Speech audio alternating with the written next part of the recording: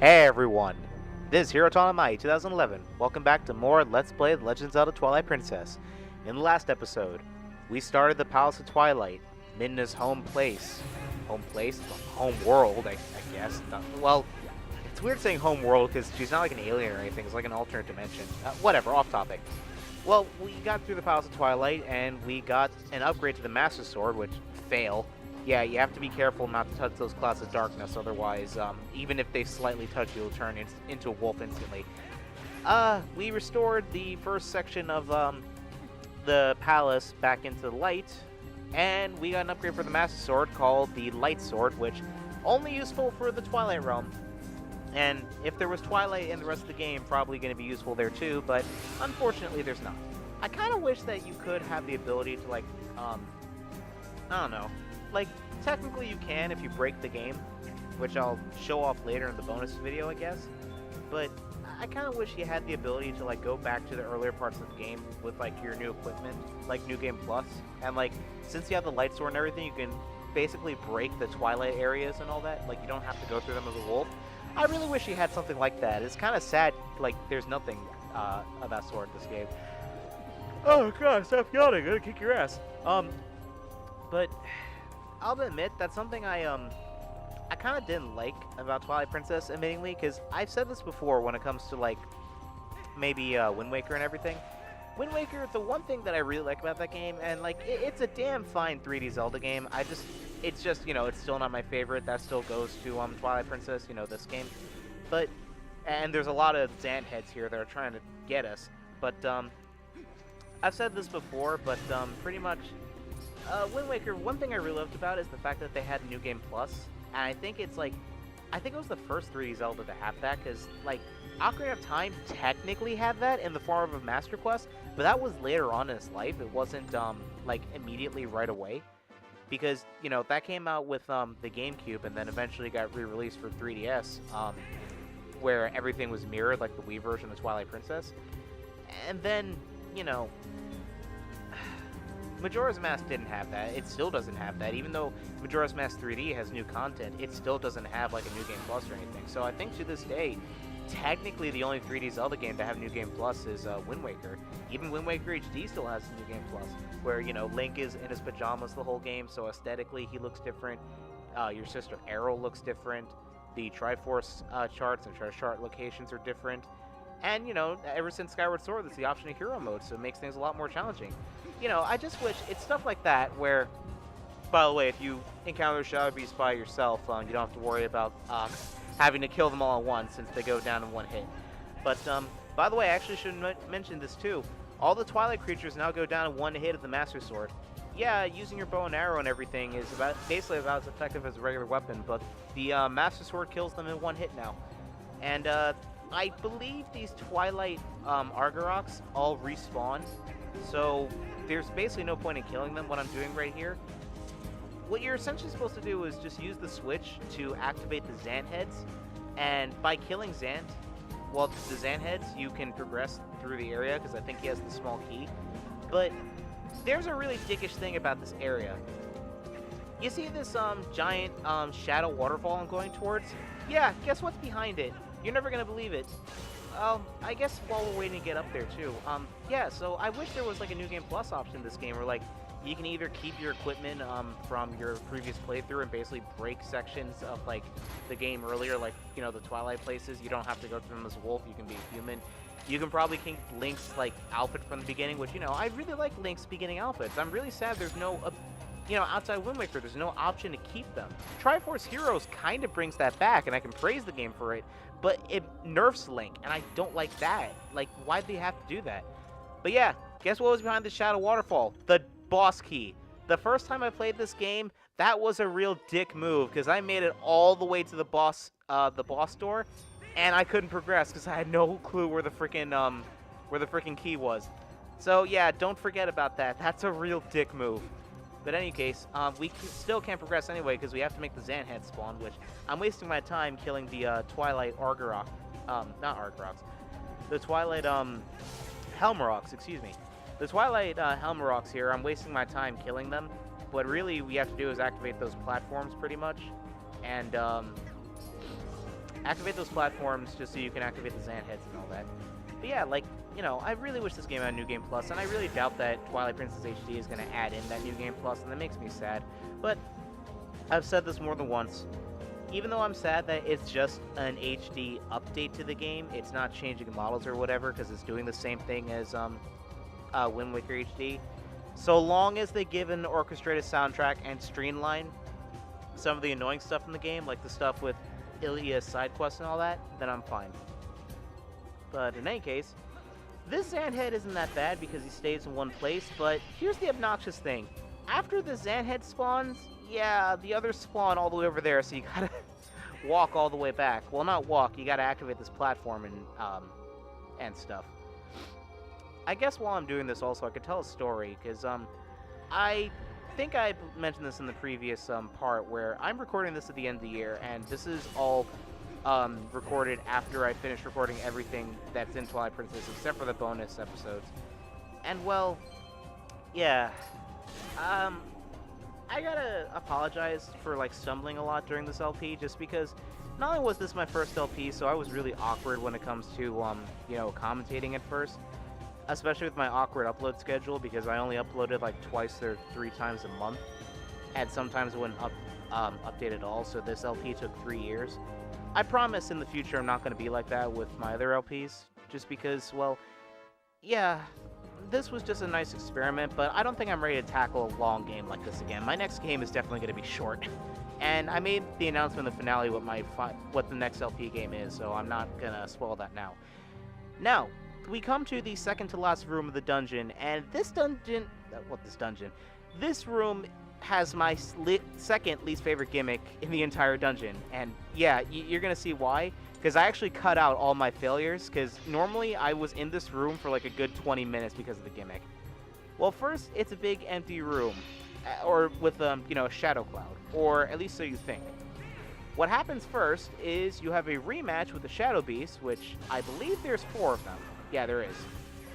There's 4 of the Shadow Beasts, and these ones act like regular Shadow Beasts, where you have to kill them all, otherwise, you know, they'll scream and bring the others back to life. But, that's not the gimmick I'm talking about that's annoying here. That happens once we get through the Shadow Clouds over here. We break through Shadow Clouds, and you see the 4, the 4 lamps, pretty much. The gimmick of this area is they're going to activate platforms, and you have to pick the right platform, otherwise it just drops you off, and you have to do it all over again. I forgot about this gimmick, and I was in here for a good 20 minutes. You may be wondering, why is there a Zanhead spawning all the way at the top of the room, even though I'm nowhere near him? Well, that's because, he came after me because I wasn't doing this dungeon correctly. Well, this room correctly, excuse me, I keep saying dungeon. I'm slurring my words today, I don't know why. But yeah, I was in here for like a good 15 minutes, so you guys be glad that I cut most of this out, because this was not pretty to watch me just stumbling about, and I'm pretty sure I was going to get tired easily just talking about this. But I also forgot to mention before, the light sword kills the Zanheads in one hit now too, so that's another cool thing. Unfortunately, I don't think I'm going to have full health by the time I get up to up to Zant, so yeah. Oh, by the way, yeah, I forgot about that part, that I was trying to get up to the claw shot thing, and I actually, like, got in the way of his attack. I think I also cut out me getting a treasure chest all the way down there, but you didn't miss much. It's basically just rupees.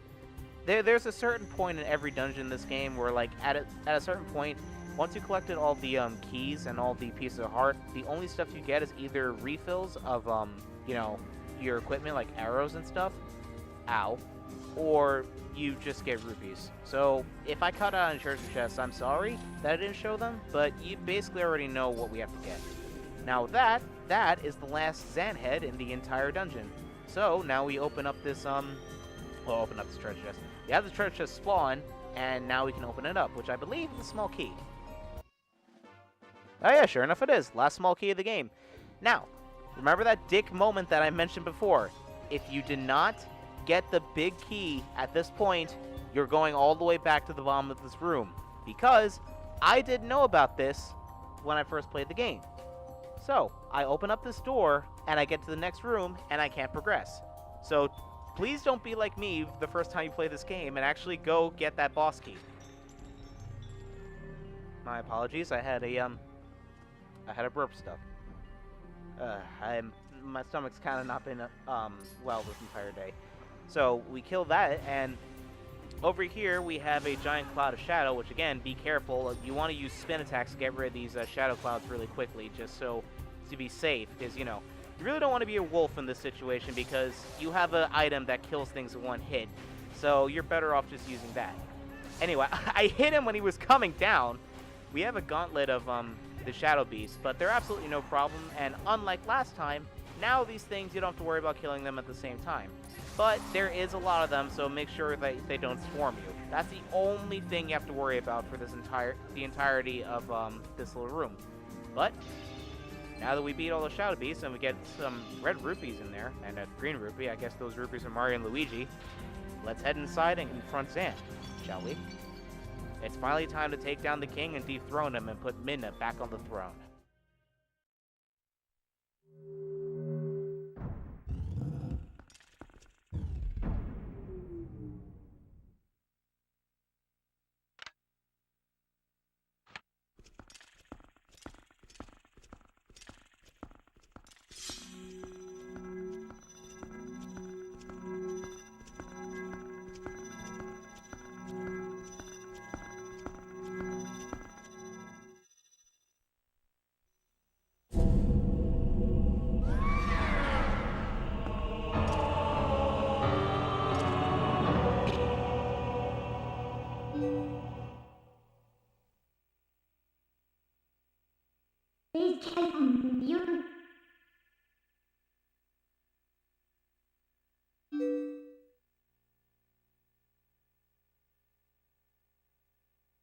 You speak of magic. Still your tongue for a moment, whelp, and I will tell you of both magic and the oppression of ages. The people of our tribe, a tribe that mastered the arts of magic, were locked away in this world like insects in a cage. In the shadows we regressed, so much so that we soon knew neither anger nor hatred, nor even the faintest bloom of desire. And all of it was the fault of a useless, do-nothing royal family that resigned itself to a miserable half-existence.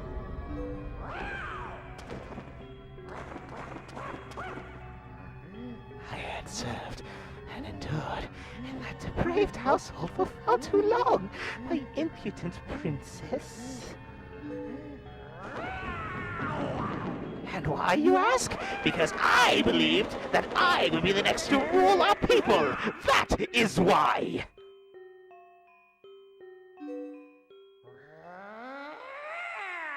But would they acknowledge me as their king? No. And such, I was denied the magic powers befitting our ruler. It was then, in the thrall of my hatred and despair, that I turned my eyes to the heavens and found a god.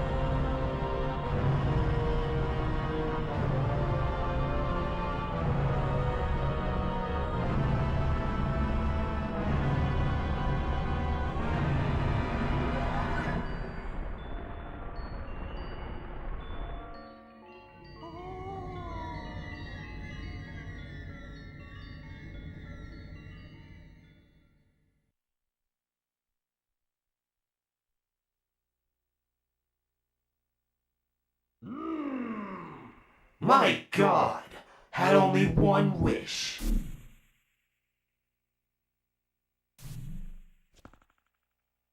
To merge light and shadow, and make darkness.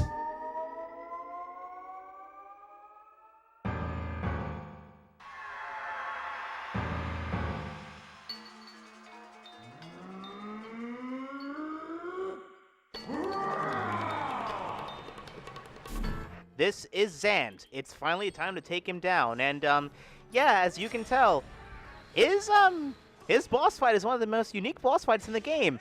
Honestly, this is my favorite boss fight in the entire game just because of this. He basically copies every boss in the game for the most part, and he also takes you to all the previous boss arenas. But unfortunately, he's honestly kind of a pushover. If you know exactly what to do, like how I do, this boss is absolutely no problem. So, he's now taking us to the Dongoro fight, and he's going to try to joyfully jump around and try to send us into the abyss. But, again, if you have the Iron Boots, this is absolutely no problem. Now, something I want to bring about with Zant. A lot of people don't like the fact that Zant pretty much, at this point in the game, they don't like the fact that Zant was a very intimidating antagonist to the point where he really was a really good antagonist for the whole game. And frankly, I still think he is still a very good antagonist. They don't like the fact that he basically pulls a second fiddle at the very last moment. That at the very last moment of the game, Zant is no longer the antagonist, but a puppet used by Ganondorf, and Ganondorf is the main antagonist. While I don't like that change either, because I think Zant could have been a really good antagonist, I feel that suits his character better, and I'll get back to that tangent in a second.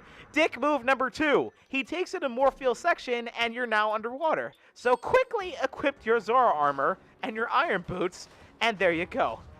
Yeah, Zant could have easily killed us if he trapped us here earlier, just pointing that out, Zant. But the fact that Zant pretty much...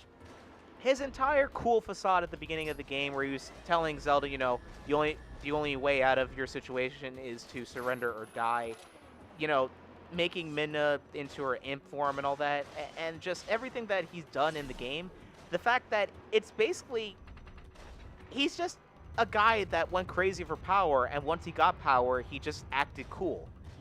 I like that, honestly. I really like the fact that he's a unique antagonist in the sense that he's just basically a spoiled man-child that ended up getting a lot of power, and he comes off intimidating because he doesn't want people to know his actual personality. While I do like that, a lot of people don't like that. I've noticed that before, that like a lot of people have mentioned that they really don't like that about Zant, that he comes off as a really cool antagonist, and then at the last moment, he turns into an insane villain that essentially is a gigantic man-child. I like this, but I will admit, making Ganondorf the antagonist at the last moment was not a good decision. Although we did get one of the coolest incarnations of Ganondorf in terms of design next to Hyrule Warriors. Again, that's kind of said for everyone in Twilight Princess, frankly. Yeah, making Ganondorf the antagonist at the last second was honestly kind of a bonehead decision. I gotta admit that too. There is a lot of stuff in Twilight Princess that's like, yeah, you can tell this game, like, parts of it were rushed. Which is ironic because they took their time with this game to make it a Wii release also. But we're almost at the end of Zant's fight, believe it or not. Again, like I said, if you know what you're doing, this fight's pretty easy, and I love this part of the theme.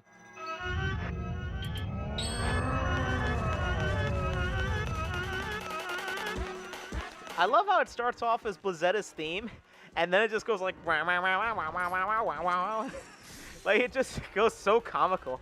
But yeah, like, he's big and intimidating, and then you just break his leg with ball and chain.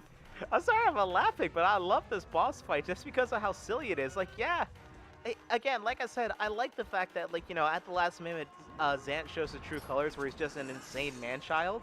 But just, I love how, like, climactic this fight's supposed to be, but just comes off as silly. He's just such an idiot.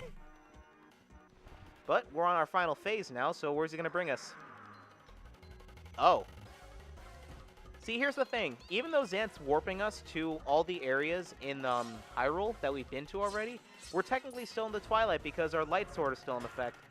So, yeah, if you're also curious where all of Zant's fighting moves came from in Hyrule Warriors, well, there you go. There's the scimitars and everything.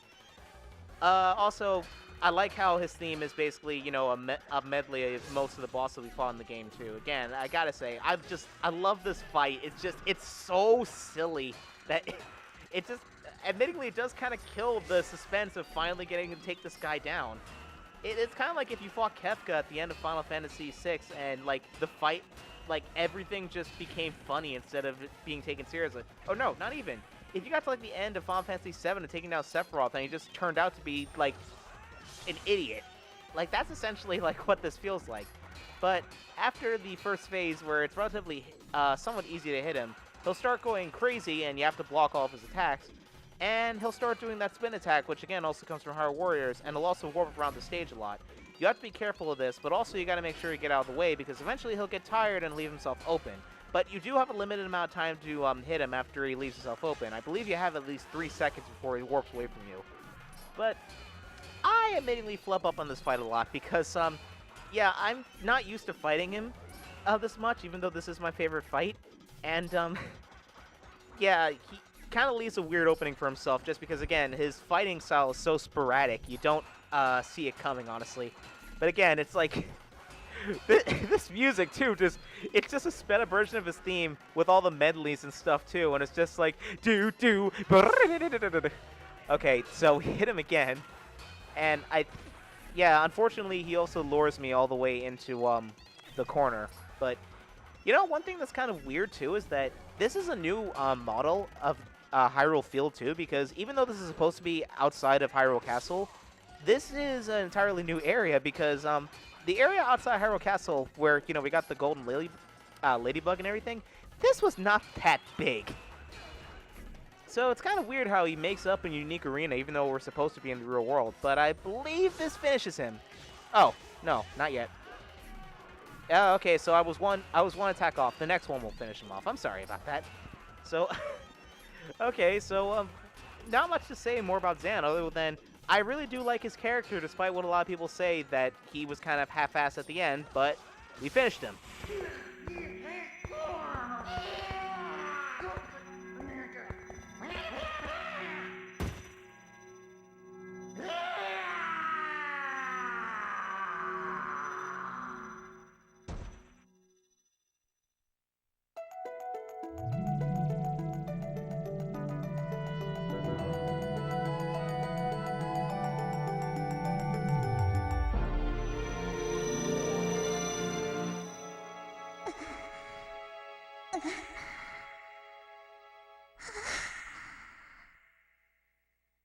You traitors!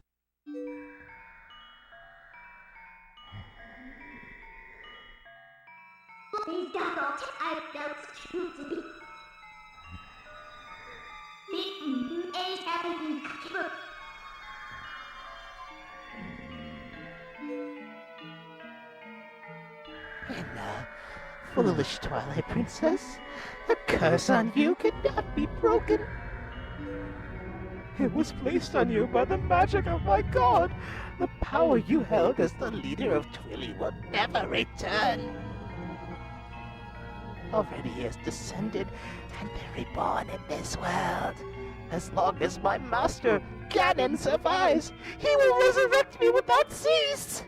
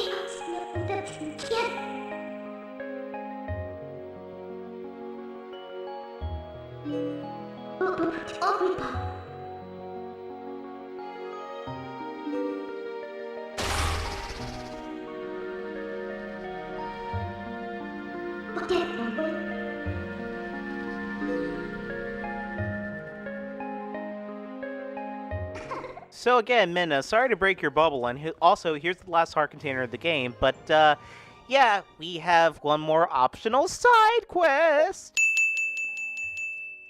So, with that being said, in the next episode, we're going to collect the last heart pieces in the game and finally head towards Hyrule Castle at long last. See you guys then.